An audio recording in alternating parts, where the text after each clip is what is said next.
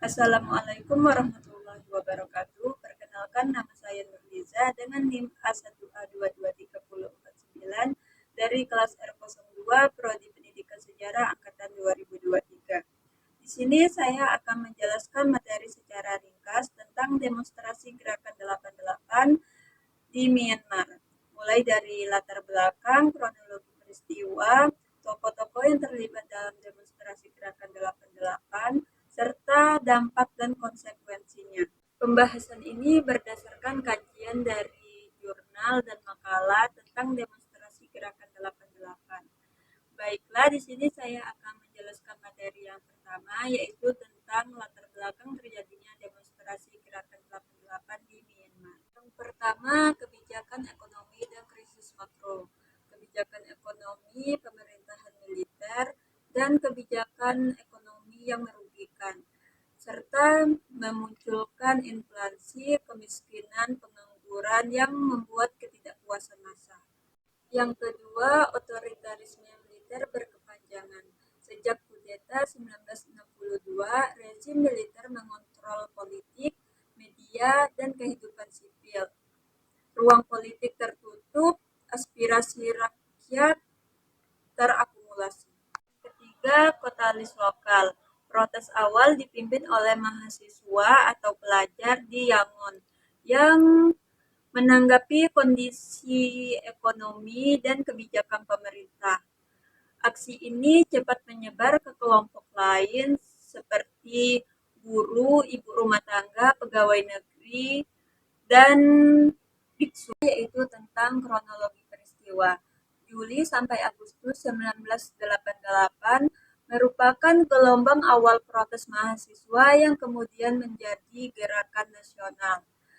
8 Agustus 1988 merupakan puncak aksi, dan tanggal itu merupakan simbol dan nama gerakan 88.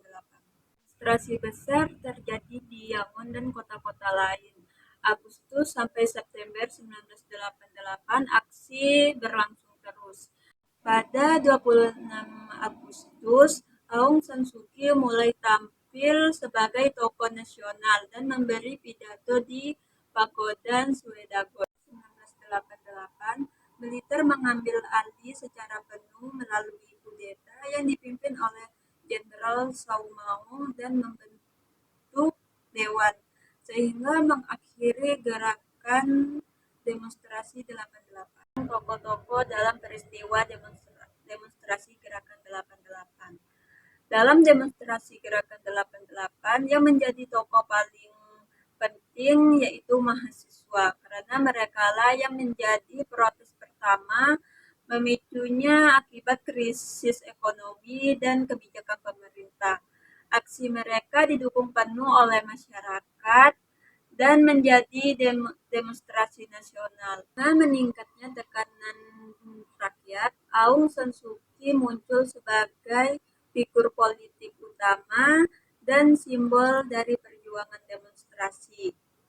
Ia memberikan pidato di Pagodan untuk memberikan semangat kepada masyarakat. Baliknya, Ne Win, pemimpin militer yang berkuasa sejak 1962, dipandang sebagai penyebab utama krisis, dan kebijakannya memicu kemarahan rakyat. Ketika suasana semakin memanas, Jenderal Sao Mao, pemimpin kudeta pada 18 September 1988, dan mengambil alih kekuasaan, mengakhiri gerakan melalui tindakan represif.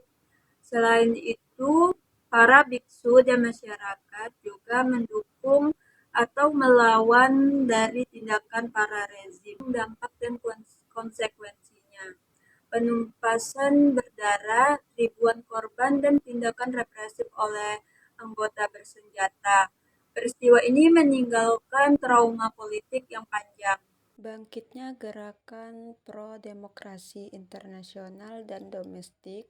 88 mengangkat Aung San Suu Kyi sebagai tokoh internasional dan menjadi titik tolak bagi tekanan politik dan HAM terhadap rezim Myanmar. Baiklah, hanya itu yang dapat saya sampaikan. Lebih dan kurangnya saya mohon maaf.